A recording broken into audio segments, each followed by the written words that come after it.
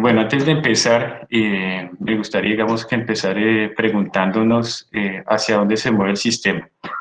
Y me parece importante esta pregunta porque precisamente una de las fallas en el razonamiento del ejercicio del parcialito fue que algunos no se hicieron esta pregunta. Entonces, eso desencadenó digamos que en un tratamiento físico y matemático acertado, pero la respuesta no era correcta porque efectivamente la aceleración les daba negativa.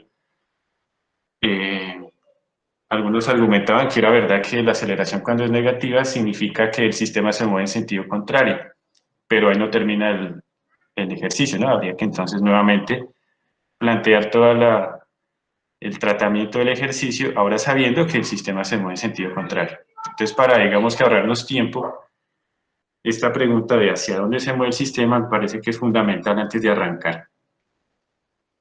Bueno, para esto, pues, lo que yo propongo simplemente es considerar el valor de las masas. En este caso, sabemos que M2 es mucho mayor que M1, es de 40 kilogramos, mientras que M1 es de 25 kilogramos. De tal forma que si quisiéramos saber hacia dónde se mueve la polea, yo he puesto aquí esta pequeña animación para que nos demos cuenta que se mueve en sentido horario, ¿no? Y en este sentido, pues ya teniendo el sentido de esa rotación, podríamos saber que la masa M1 pues, se desplaza hacia arriba del plano inclinado, la masa M2 se desplaza hacia abajo, eh, y bueno, ya al momento del tratamiento de cada uno de los cuerpos, pues podríamos mirar hacia dónde va la aceleración y con qué sí. Bueno, ya sabiendo esto, entonces podríamos nuevamente descomponer este sistema. Eh, es un sistema compuesto por tres objetos y digamos que vamos a proceder de la misma manera que hicimos en los ejercicios de dinámica. Entonces tenemos el objeto 1, el objeto 2 y el objeto 3. En este caso el objeto 3 pues sería la polea. En los ejercicios anteriores no consideramos el análisis del objeto 3 porque, como vuelvo y repito, pues la cuerda se deslizaba sobre la misma, más no hacía que rotara la polea.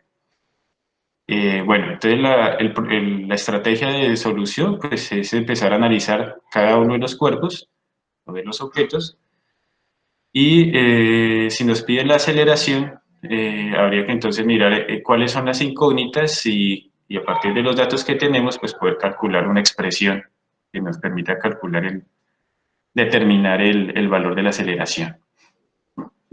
Entonces, empezando con el objeto número 1, esto pues ya muchos lo tendrán un poco ya más interiorizado. Realizamos el diagrama de cuerpo libre, que también me parece fundamental eh, reconocer la importancia de hacer el diagrama de fuerzas, no solo para poder resolver el ejercicio, sino también para poder comunicar lo que estamos queriendo mostrar. En el parcial también pasó un poco eso, algunos omitieron este diagrama y se hacía bastante complicado entender lo que estaban haciendo. Entonces es importante que lo tengan en cuenta.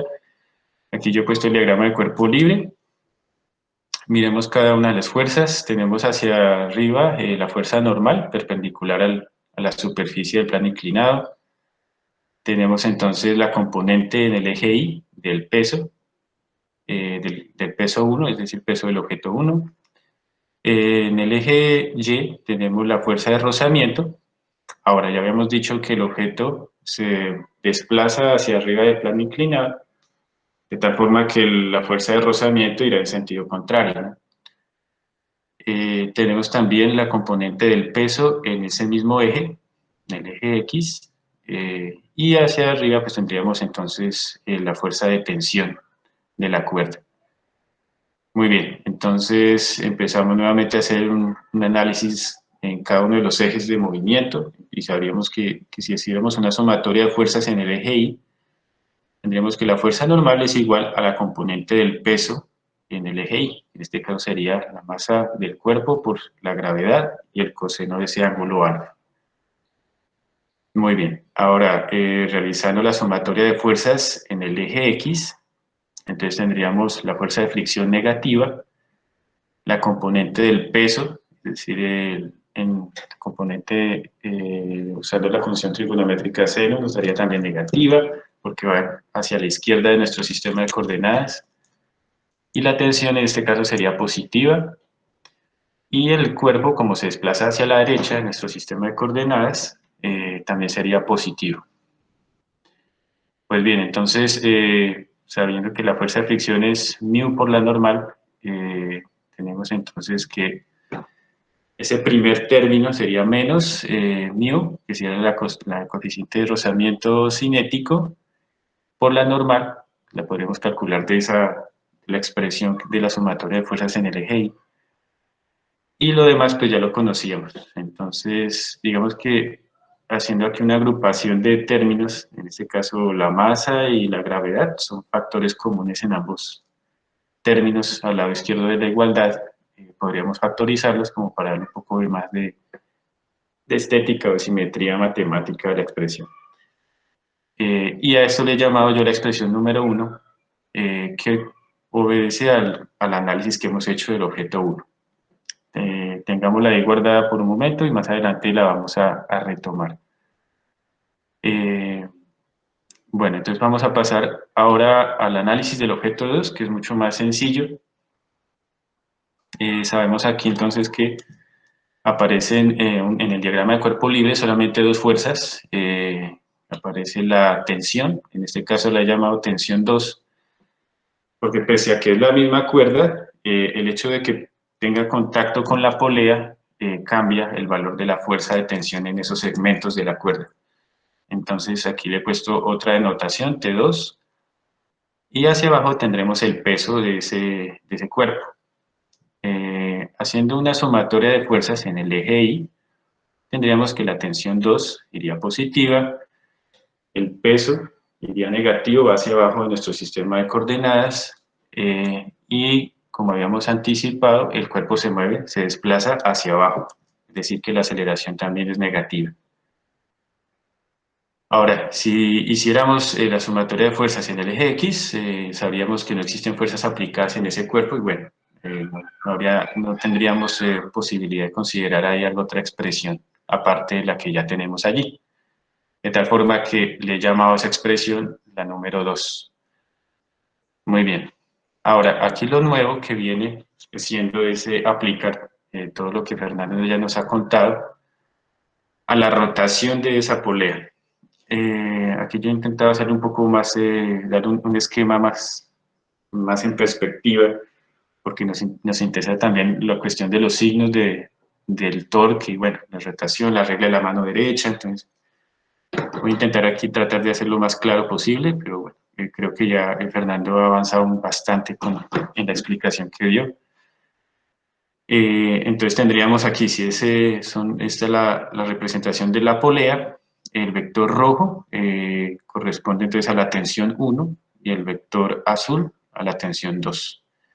Serían las únicas dos fuerzas aplicadas a la polea. Bien, entonces aplicando la segunda ley de Newton tendríamos que la sumatoria de los torques que se aplican sobre esa polea sería igual al momento de inercia por la velocidad angular.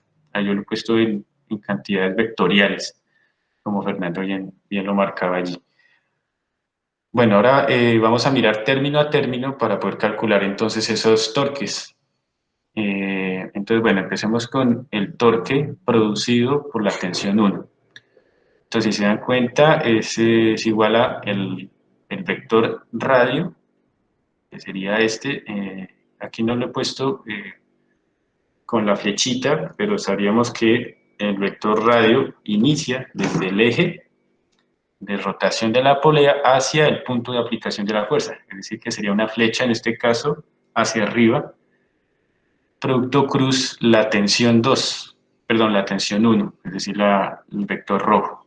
De tal forma que si hiciéramos ahí la regla de la mano derecha, no sé si alguno me podría anticipar el signo de ese torque.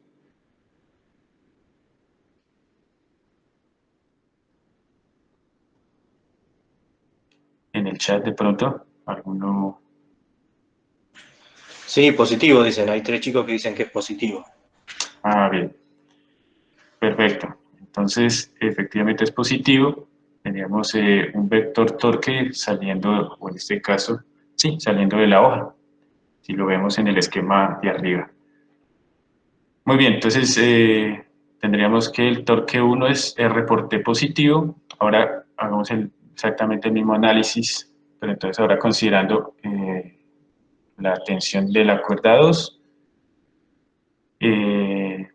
Entonces, bueno, si el vector 1, ¿sí? La fuerza 1 hace rotar la polea en sentido positivo y la tensión 2 es opuesta, pues podríamos incluso anticipar que ese torque va a ser negativo, ¿no? Es decir, poniendo la analogía del corcho que me pareció muy buena, sería como cerrar ahí el corcho en la botella y sería entonces en este caso negativo.